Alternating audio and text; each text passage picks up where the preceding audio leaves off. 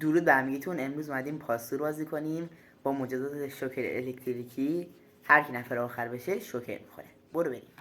اول ببینیم حاکم کی میفته. من شدم. خب برو پخش. یوسف حاکمه. وای.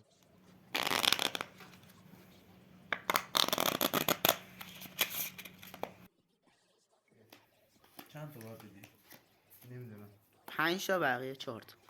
من 5 دیگه. حکمم که چیزه. به اوکی. حکمم گیشه. خوبه. به آجی گیشه. به من برم دستم جمع کنم بهتون نشون میدم. بنداز. خشت. خب من. خب برو.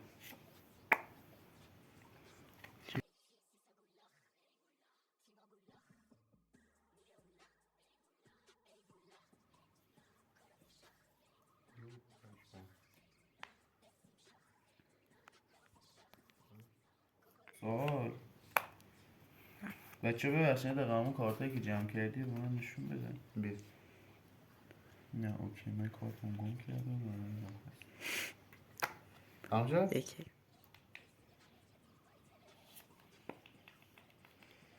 خشت. بی خشت. اومدی قربون شکلت بشم بیا. خشت نداشتم بریدم. یک بریدی. من شاه دل انداختم. خب تو یک دسته یا دو دست؟ یک دست. من 2 1 تک دل انداختم. 6. خب اینم 3 دیگه کامبک میزنه آقا امیر عباس. خب من بی پی 1 صد. اوکی 3 2 1 تک پی 1. وای. خب جمع کن. 3 1 خب جمع کن. 4 3 1 الان چی شد؟ 4 3 چیزو رو بده. خب 7 احساس کنم 60 4 3 2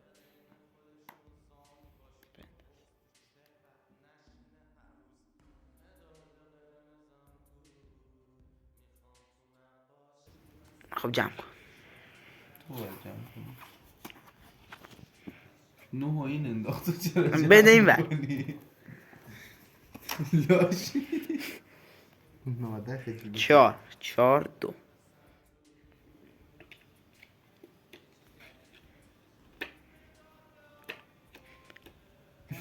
بندازی؟ بندازی. سلطان خودم اینجا. رامی 5 4 2 حکم لازم بنداز. یک سال تو الان 5 اگه یک دستگی بگیری بردی یا باید 2 دستگی بگیری؟ 2 دستی. هنوز زوده برای تکمیل کردن. بله دیگه 6 شدیم دیگه. تک نه 6 4 2 رد دادی. بله. نزنی برده ها، نتونی بزنیش. آیی هست یعنی دل نداری. نه داره نمیده. اوکی خب بنداز. دوستان حکم لازم. این اندازه بردم. خب ان شدم. 6 5 3 بنداز. بندازی؟ بنداز.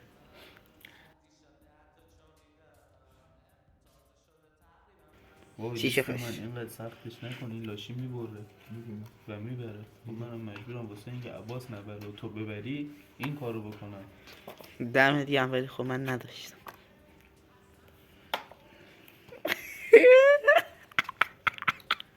یعنی الان حکم نداری؟ عقب ترینه فعلا.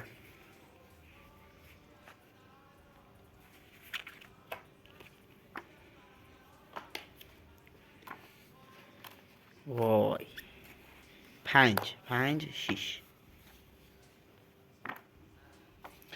من بردم.